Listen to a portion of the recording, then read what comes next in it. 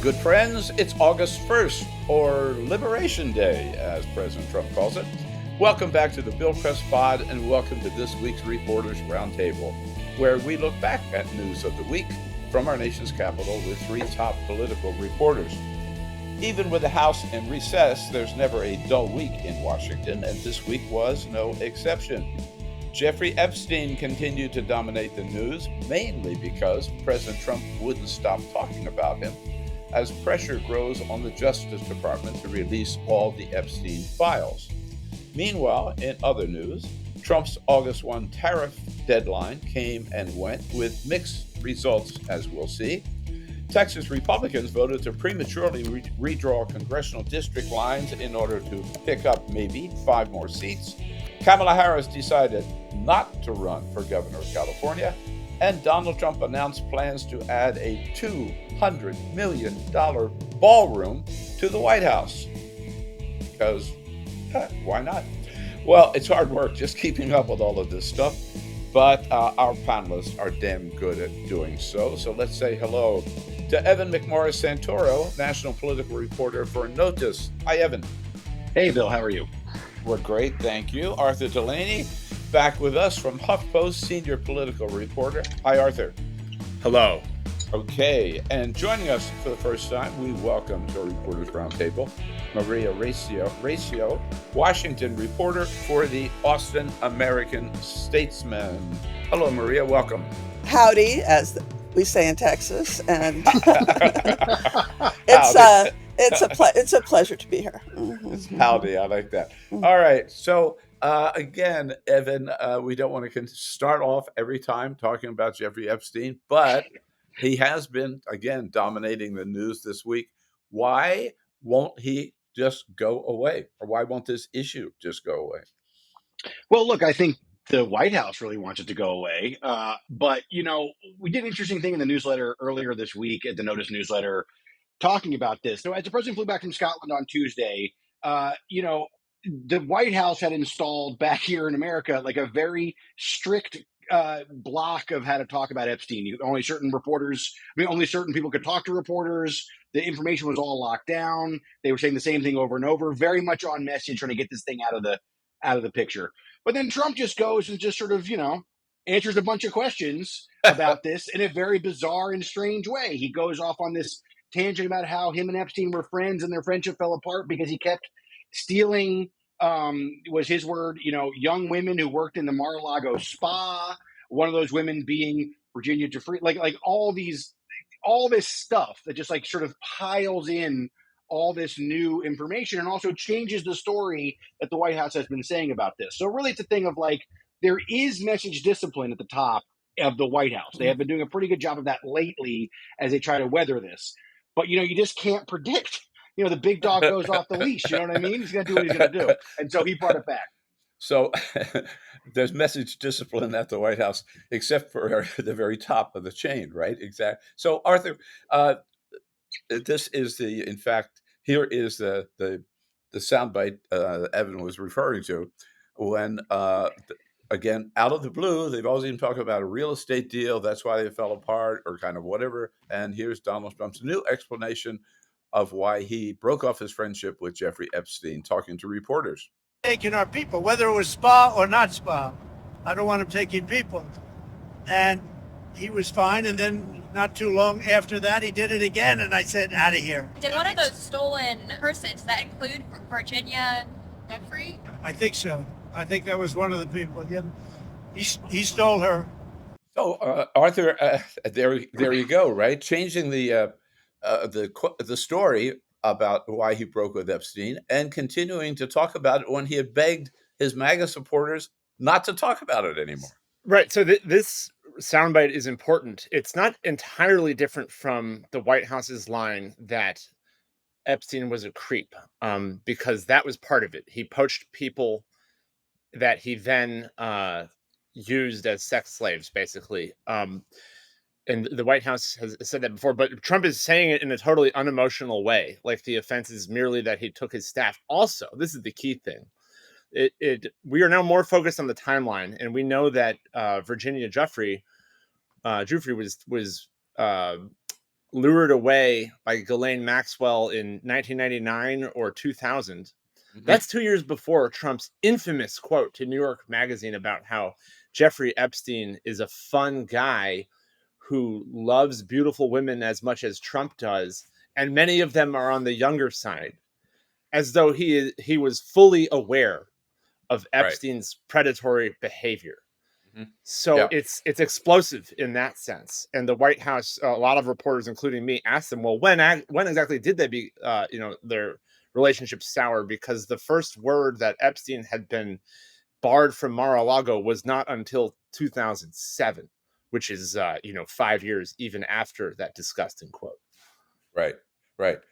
So just to stick with this timeline, Maria, in 2019, when Epstein was convicted of sex trafficking, Donald Trump said, well, we broke off our relationship 15 years ago, which would have been 24. Again, 4 years after he alleges that Epstein poached, as he used the word, or stole young women from his spa.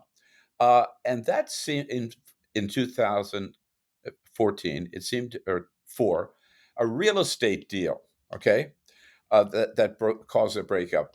Now, this week on my podcast, the Bill Press Pod, I interviewed Michael Wolff, who has written 4 books about Donald Trump, and he talked about this real estate deal that went sour. I want to play that and then get your comment on the other side. Michael Wolff, here he is. In 2004, Epstein believed himself to be the high bidder on a house in Palm Beach. He bid $36 million. He brought his friend Trump around to see the property. His friend Trump then went around his back and bid $40 million for the house, and that became the winning bid. Epstein believed Trump did not have $40 million. Therefore, that would mean probably that he was fronting for someone. And in fact, within less than 2 years, the $40 million house was sold for $95 million to a Russian oligarch. This certainly smelled like a money laundering deal. And Epstein believed that this was a money laundering deal and threatened to sue Trump over this and to expose Trump and to go to the press. All right. So, Maria, at worst, this just keeps us, again, the story alive and changes, the storyline that the White House is putting out. Yes, it gives an additional element of scandal and graft and corruption, which to a certain degree, people have come to associate with Trump, and as we've seen, accept it. However, the one point that I wanted to make for when you started this discussion was how is it that it has so many legs? And just to add to what I believe it was Arthur was saying, that it's the White House, it's Trump going off message and creating new messages, but it's also the Republicans in Congress and in MAGA world who are demanding answers. Somewhat to my surprise, this story has just this whole question of Epstein has become something of a cause and to the Republicans, and the Democrats are piling on to the point that they're even working together in some cases to get documents released. And Arthur, some Republicans in Congress are working to get all the Epstein files released, even though Mike Johnson kind of sent them home so they might cool off a little bit, right? Right. Republicans in the House of Representatives, I would say, are somewhat reflecting what we hear from right-wing influencers in the MAGA movement outside of Congress. It's not coming from the top. It's not, Speaker Mike Johnson is a loyal soldier and going to absurd lengths to cover for Trump here. But a handful of Republicans on an obscure subcommittee last week voted with Democrats to require the chairman of the House Oversight Committee to send a subpoena for the Justice Department records. And that's all it takes. This was a brilliant move by Robert Garcia, the new oversight chair, the new oversight ranking member for Democrats. And James Comer, the oversight chair, says he will do this subpoena. We're waiting for it still. Like, it's not happening right away. But they've given every indication they will do it, which is a huge deal. I mean, that is as forceful a demand as you can possibly make. It remains to be seen whether they would actually have the energy to go to court against the Trump administration. But symbolically, it's enormous and a sign of the massive contradiction that Trump's own administration has set in motion with regard to releasing and then covering up these files.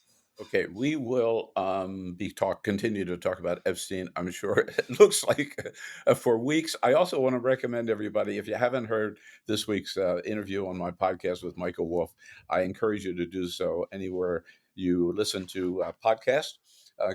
Pull up the Bill Press Pod, this week's podcast, and Michael Wolff talks about not just the Epstein files, but the Steve Bannon files. 15 hours of videotape Steve Bannon did with Jeffrey Epstein, and Michael Wolff talks about the 100 hours of audio tapes that he has with his interviews with Jeffrey Epstein. So maybe someday we'll get the Epstein files released, the Bannon files released, and the Wolff files released. Then we'll really be talking about it. But meantime, it is Evan. This is August 1. This is a big deadline. For the tariffs, Donald Trump's tariffs are going to be in place with no more delays, no more extensions. And yet the Drudge Report this morning is calling it Taco Thursday. What happened yesterday?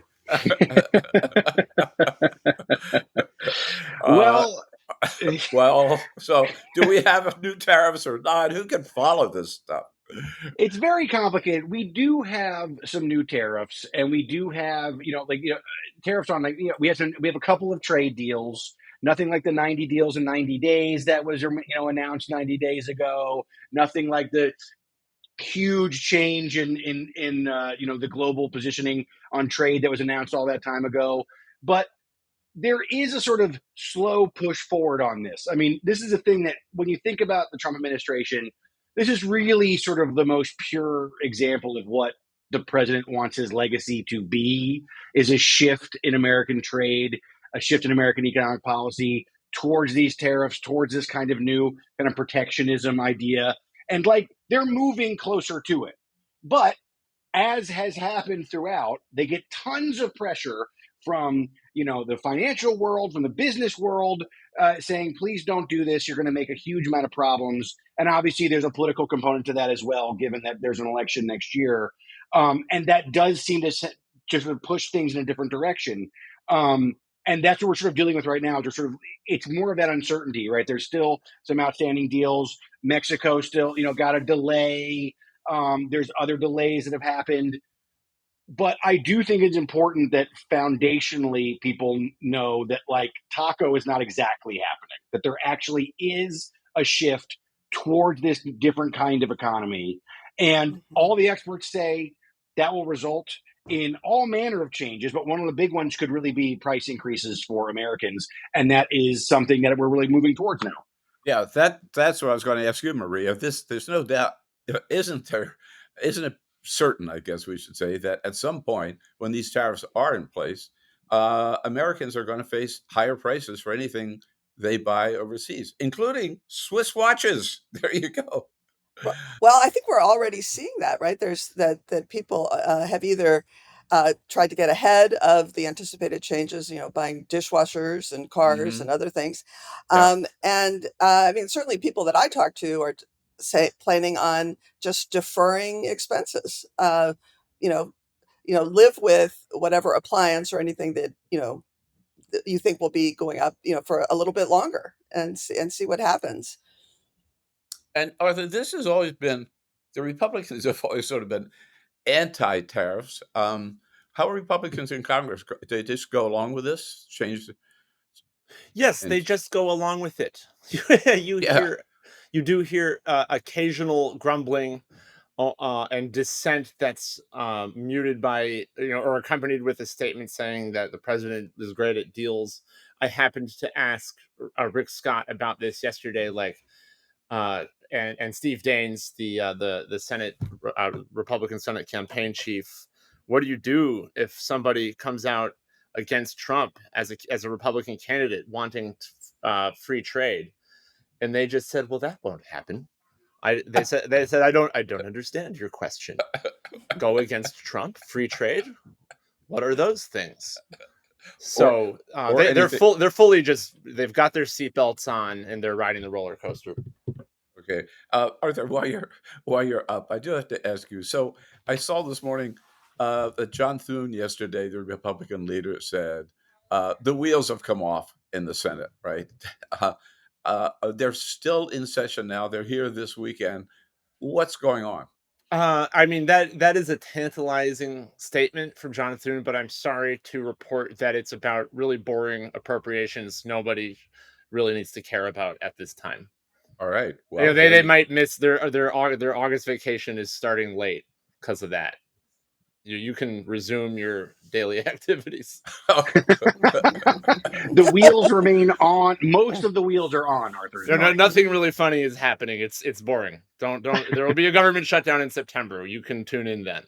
Okay. I just wanted to jump in on when Yeah. you were talking about the Senate. I was struck by first Trump's attack on Senator Grassley, who is Yes. I think all of like 91, and who's been a loyal soldier and just rammed through nominations, right? This Yeah, nomination, yeah. and then, but he actually said something about being offended at being attacked by Trump, and I thought, wow, that's the first little bit of a crack, right? Yes, and Thune backed him up. They stood up for their Article 1 prerogative on this extremely dainty, obscure issue of home state senators having a say on whether a nomination gets a hearing. Right, Right. the blue slip, right? It's called. Yes, to make it sound even more exotic. No, The blue slip. no, I thought, I agree. I thought it was striking that Chairman Grassley started the next Judiciary Committee hearing by saying he was offended to be personally attacked by Donald Trump, whom he Well, is I do certainly. want to say, yeah, I mean, I'd like to Yeah, jump in on Arthur. that and just mention that, there is sort of the laws of political gravity and the wheels of time. And the fact is, this Senate has jumped through a bunch of hoops for this president, right? Like they passed this reconciliation bill. A lot of them didn't really want to pass. They did this rescissions bill that was very difficult vote for some of them. Obviously, eventually some of these people have to run again for reelection, and that starts very soon. In August, this August recess is kind of like the beginning of some of that messaging and some of that moment where they're going to start thinking about going back to where they're from and worrying about running again next year. They're raising money already. Those things are already underway. And it doesn't mean that the Senate is going to start looking like the Senate again. We have seen, as Arthur mentions, that this Senate operates on one speed only, which is what Trump wants, Trump gets, right? But there is this opportunity here, I think, for people to start looking at the fact that there may be some rhetorical shifts because people really do have to run again. And despite Trump's power, despite everything that Trump can do, he's a relatively unpopular president, and they have to go and run for reelection while he doesn't next year. Right. And Arthur, the president also went after Josh Hawley too, another ally, right, this week. Yes, because Hawley was taking their stock trading ban bill and saying it should apply to presidents. And so Rick Scott and other guys were calling Trump to tattle on Josh Hawley and telling him he would have to sell Mar-a-Lago if it became law, which wasn't true. But the velocity with which Trump threw a hammer at Josh Hawley was striking, considering all that Josh has done for the president, carrying his water on everything, saluting his violent mob. And so that was upsetting for all of us. I think he called him a second-tier senator or something like that. Oh, my goodness. Just brutal. Yeah. There you go. Well, boy, tariffs and Jeffrey Epstein and Senate madness. Even more news to talk about this week after we take a quick break here on the Bill Press Pod. Stick with us, and we'll be back in just a minute with today's panelists, Evan McMorris-Santoro from NOTUS, Maria Recio from the Austin American Statesman, and Arthur Delaney from HuffPost. We'll be right back. And today's Reporters Roundtable on the Bill Press Pod brought to you by the United Food and Commercial Workers Union, 1.2 million strong, the good men and women of the UFCW under President Milton Jones. As I always mention, they're the union workers that most of us meet most often in our daily routines. They're the ones who serve us in the great retail chains like Macy's and Nordstrom's, the great grocery chains like Safeways. They take care of our meat and processing plants, cannabis plants across the board. UFCW serving us every day. We thank them for their great work rebuilding America and serving America, and we thank them for the longtime support of progressive broadcasting. We'll be back with our panelists just a minute.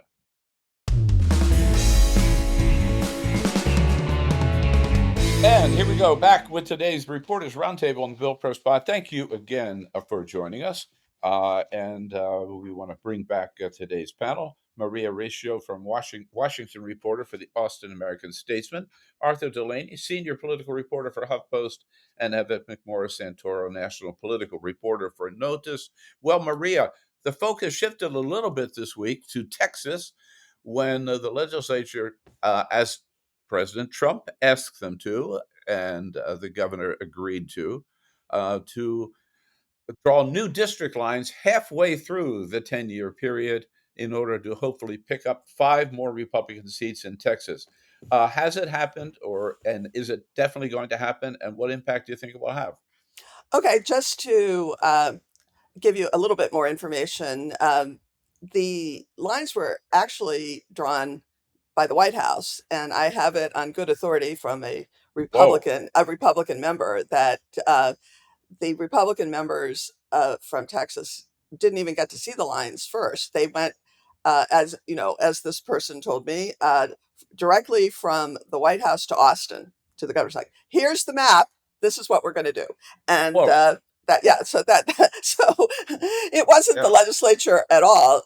They're looking at it now. In fact, there's a hearing. The first hearing, I guess, of the redistricting committee is in fact this morning in Austin, and so there have been public hearings and a few, and there will be next week. And so it could a vote could happen, or an attempt at a vote could happen as soon as next week. And just to catch people up, Texas has a total of 38 seats in the House. 25 are held by Republicans, and it's 13 Democratic seats. There's one vacancy because Congressman Sylvester Turner passed away, but so there are actually 12 sitting Democrats. And the new lines would basically give Republicans 5 additional seats. So, and these are almost all the seats are majority minority seats, and so there's the whole spectrum of the Voting Rights Act and what's going to happen to the face of representation in Texas. So it's very, very controversial. It has become a huge rallying cry nationally.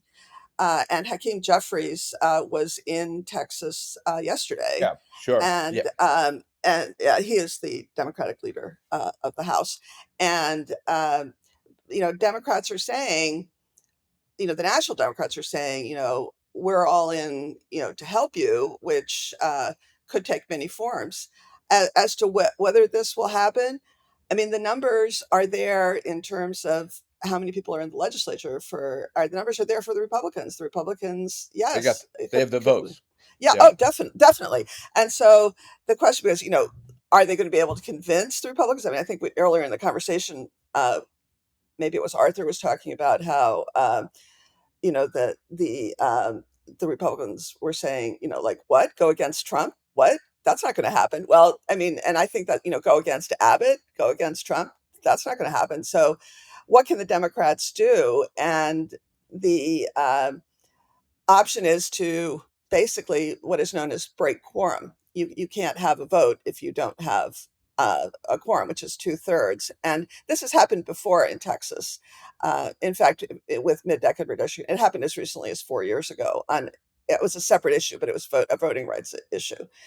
So it's anyway. It is. I think we are looking at breaking quorum, and I just have to add one thing. What the Republicans did from the last time is impose a fine of $500 a day per person if they were breaking quorum. And so the question is, will I don't know if it would be donors or some Democratic entity would step forward and help pay for it. We don't know yet. Right. Evan, the other thing Democrats can do, Gavin Newsom is talking about putting a special measure on the ballot in November to allow California to redraw its lines in order to pick up, 5 or 6 seats.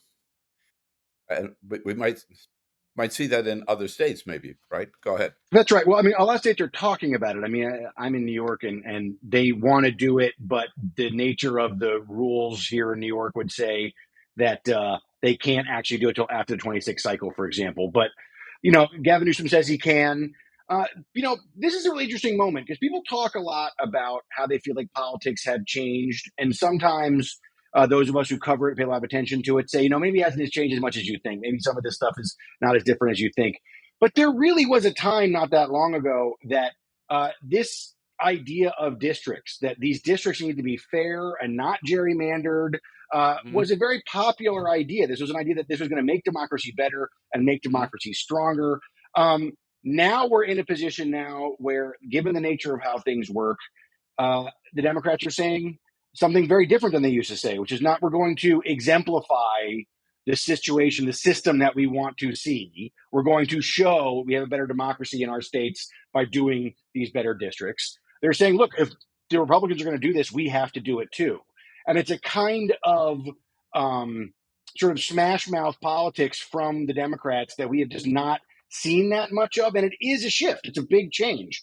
It's not clear if they can pull this off or how they can pull it off or if the numbers will add up. There are a lot of red states that could make these changes too, following Texas's lead. The question is sort of how much juice can you get out of this? In Texas, these lines are somewhat risky. In some of these cases, they're banking on votes that they may not totally have, could put other members at risk, things like that. But the general idea here that we're stampeding towards a world in which the Democratic-controlled states gerrymander as much as they possibly can, and the Republican-controlled states gerrymander as much as they possibly can. It's abandoning a conversation that was a big part of the political sort of rhetoric and the whole idea of the past 10, 15 years or so. Yeah, Arthur, it goes back kind of to what you were saying about what's going on in the Senate today, right? That none of the old rules seem to apply anymore. Right, and everyone's congressional district is going to look like a wine stain, like a wine spill on a carpet. But they look ridiculous, and it obviously will fuel cynicism and more partisanship. It's not great. That movement is starting in Texas. It's not going to stop there. And other major political news of the week, and on the national front, Evan, you cover the national front. Kamala Harris saying, "Nah, I don't want to be governor of California, but maybe I want to still be president." Yeah, she hasn't closed the door to it. My colleague Jasmine Wright is one of the best Harris reporters in the country, and she wrote this morning in our newsletter about the sort of meeting a month ago where in Los Angeles, where Harris sat with a bunch of her top aides, and they went through their 3 options, which were run for governor, don't run for governor, prepare for 2028, or don't run for anything ever again, right? And so I think a lot of people think that there's inklings here that there might be a 2028 move here. I will say that in terms of what I hear on the road or what I hear in Washington when I do talk to people down there, I don't feel like that the Democrats' opinion of her has changed a great deal. I don't think a lot of people look back at that 2024 election and say, we'd like to get a piece of that again, give that a shot again. So I don't know that she has, I think she's obviously a very talented politician. She's been around for a long time. But a 2028 bid would really require, I think, starting from zero for her in a lot of ways. And that doesn't mean she's not going to do it. She got a chance to learn on the job. And obviously, you can't really blame her for what happened in 2024. She kind of was the substitute for somebody else's campaign. But I do think it's interesting to see this conversation where it isn't one that I have seen accompanied by a lot of excitement about that idea. And that's something that you have to overcome to do it. She's selling books. Got everyone saying, "Whoa, she might run." She's selling books. Buy my book. I might run again. She was on Stephen Colbert last night. I just read a little snippet of it, but it sounded to me like she was really backing off the idea of even maybe a full political career in the future. Like she was even thinking of I think Bill, you were saying like maybe the third option, which is to get out of it altogether. Right. I just have to back to the selling book. Oh, When you see her, Arthur, holding a copy of a book, right, that says 107 days, when you see any politician holding a copy of a book, right, we automatically, and I think maybe most of the time accurately, conclude, up, she is running for something, right? Yeah, I think I'm just jealous that they can, by virtue of public office, sell books, and I can't. Well, why don't you threaten to run for president, Arthur? We'll all buy your book then. There's no constituency for me. No, I But mean, I will have to say too, like, I don't usually want to shill for anybody else's books, but like, don't you kind of want to read this book? I mean, this was really the most wild ride that anyone that we've ever seen has been on. And I would love to get her take on some of this stuff that she had to go through that 107 days. I want to say for the record, I don't want to read any other book about 2024. Fair enough. There are too many of them. Before we move on, I just have to. Wouldn't all of us agree, Maria? Start with you. That if she does jump in 2028, it's not going to be a coronation. She's going to have to fight for the nomination, and she's got a lot of competition. my goodness. That was, I think, one of the reasons that she didn't run for governor because there was competition there. She wasn't even first in her own state, where she should presumably be, held in super high esteem. So, yeah, there isn't a groundswell for her. In fact, I'm not sure that there ever was. Mhm. And Arthur, you've got even some. Well, so we've got all these governors. Wes Moore, Josh Shapiro, go down the list. J.B. Pritzker, and at least a couple of senators. Right, Cory Booker is clearly angling out Oh, there. yeah, he has a book out coming out about his and, filibuster. and Ruben Gallegos is running around the country, right? Well, he just had a baby. His wife just had a baby. Yeah. Well, But I do think it's they're starting from scratch. I don't think any of these people is in a particularly strong position. Not even Harris. So it's very early, and there's no, except for perhaps Gavin Newsom, not anyone in like a really strong position. Do you still see Pete Buttigieg as well, making a play? well, he does, and I think definitely he's going to make a play. Right, he's keeping himself out there. He's in all these people keep their options open. There you go. It kind of circles a bit back to that conversation we were having about the Senate and Arthur previewing that incoming government shutdown. That last time that there was a government shutdown conversation, the Senate Democrats went along with the House bill, the House CR kept the government open, led to this huge sort of, internal fight among the Democrats that I think is indicative of like how the party feels all across the whole country. And I haven't seen any signs that has been solved even in the Senate. They don't have an answer there. So you talk about 2028, there are a lot of very serious existential questions this party still needs to figure out about what it is, what it wants to do.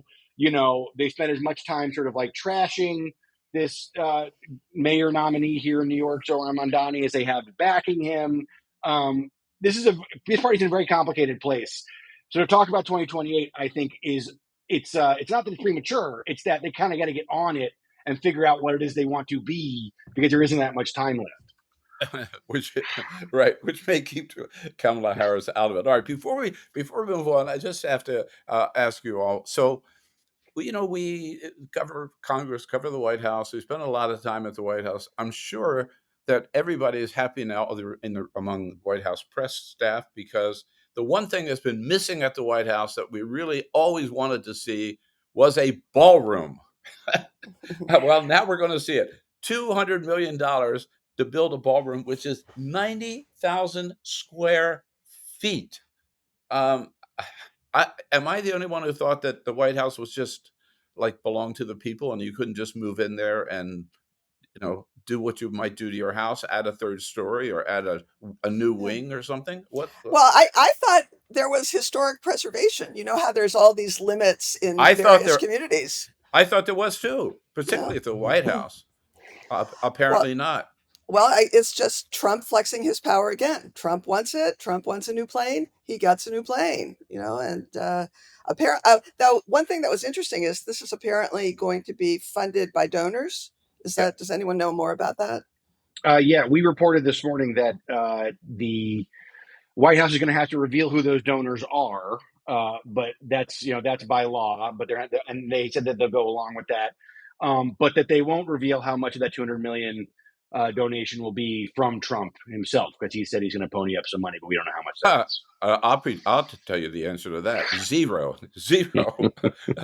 It's just a little bit of everything. It's got like a pinch of dictator vibes and a whiff of corruption. It's not as trashy as the crypto stuff he does, but it's so Trumpy. And talk about measuring the drapes. Like, how long are you planning to stay here, sir? Yeah. You're not going to have that much time to enjoy this ballroom under the Constitution, which is clearly a document you're not very fond of. So, yeah, I just think that most Americans do view, Maria, back to what you said, the White House as, this is our house, right? That says that over the fireplace in the state dining room, the people's house. And yet Donald Trump has turned the Oval Office into like the northern version of Mar-a-Lago with all the gold, right? He's put up 2 new flagpoles. He's gotten rid of the Rose Garden and now made it a patio. And I wants to add this ballroom. I just wonder if there are no limits at all on what a president can do to. There don't seem to be any checks on Trump anywhere. No. And this is one more example. All right. And with that, a great big thank you. Great job here, Evan and Arthur and Maria. Thank you so much for joining us and rounding out the week for us. But before you go, what was the one story this week that captured your attention, made you stop in your tracks for just a little bit to either laugh or cry about it? You want to start us off, Evan? Yeah, I would love to. My colleague Emily Kennard at NOTUS wrote this really amazing story about Republicans choosing not to do in-person town halls this August, right? The political reasons are sort of obvious. They don't want to talk about this unpopular bill that they passed, but the sort of contortions and the way that this is discussed and how this has sort of changed this entire conversation around town halls. At one point, Representative Rich McCormick is in the piece talking about how one of the things he hated in February when he did a town hall was that TV cameras were there, and he felt that he got ambushed. So it's a really fascinating story about what's going to come over the next month. Yep. Yeah, I saw that story, and a lot of people now they're trying to have virtual town halls, right, in order to avoid, crowds, the public response, the public, the public, right? How about you, Arthur? Your favorite story? I enjoyed a piece by Richard Rubin, the Wall Street Journal tax reporter, about the early implementation of no tax on overtime. And how tricky it is, how categories of workers are excluded, such as railroad workers, due to them using the Fair Labor Standards Act, and how this is only, it's not no tax, it's no income tax, and it's not on all your overtime. It's only on the half part of the time and a half pay for those workers who are covered under the FLSA. So it's a good picture of how a gaudy campaign promise runs aground when you have to actually implement it in a real government and not a fantasy one. I think it's the same with the no tax on tips, right? There's less there than meets the eye, or less there than people expect it happening. That's right. It's just nothing like what you think when Trump talks. Okay. Thanks, Arthur. And Maria, anything that stopped you in your tracks this week? Well, yeah, just when you thought it wasn't possible for our sometimes beleaguered Attorney General in Texas, Ken Paxton, to have any more scandal, we got another scandal. just to remind people, it was 2 weeks ago that his wife filed for divorce and citing biblical reasons, which, prompted like kind of a national response. Even the New York Times did a story about it. And he, it turns out, and I guess with his wife, had been buying properties and listing and getting mortgages, listing it as his principal residence, and which is of course fraudulent, because you can only living in one if the others are, especially if the others are investment properties. So this was all credit to the Associated Press, which first did the investigation. And of course, it's interesting because Paxton is challenging our sitting senator, John Cornyn. Yeah. And Cornyn has made a big issue of corruption because there's a history of various acts that Paxton has done. And he was, in fact, impeached by the Texas House, but he was acquitted by the Texas Senate. So, yeah, right. Yeah, I did see that. Amazing. Well, I got to tell you, my favorite story of the week, I want to send a big shout out and a big congratulations to an American couple, Caleb and Justine Rossler. I don't know where they live, but they just made news this week because they won the World Championship wife carrying contest. Now, I know I buried the lead here. I didn't even know there was a wife carrying contest, but it's been held every year since 1992 in Finland. It's a course 832 feet long, where you have to cross a lake, over cliffs and through hills, carrying your wife in sort of like a fireman carry, where she's over your shoulders, her legs are down your chest, and she's backwards. Uh, and they had 200 people from 18 different countries, 75 couples participating in this year's wife carrying contest. And for the first time, an American couple won it. So, by the way, the rules say it has to be your wife or your neighbor's wife. If she doesn't want to do it, you can carry your neighbor's wife. And your wife has to weigh at least 108 pounds. If she weighs any less, then she has to wear a backpack that would bring her weight up to that level. So, I don't know. I just thought you might be interested in that. I haven't talked to Carol about it yet. I don't know what we're doing next July. But here's the deal: the grand prize, if you win the wife carrying contest, is your wife's weight in beer. There you go. How can you resist? I suggest this could be the next Olympic event. I think it's getting so popular now that an American has won it. So with that, we say another big thank you to today's panelists. Thank you to Evan McMorris-Santoro from NOTUS, Arthur Delaney from HuffPost, Maria Recio from the Austin American Statesman. And thank you all for joining us today. We'll be back on Tuesday with the next edition of the Bill Press Pod, talking to Congressman Don Beyer from North Virginia, Virginia's 8th Congressional District, about everything going on in the House as he sees it. That's next Tuesday, the next edition of the Bill Press Pod. Have a great weekend, and we'll see you then.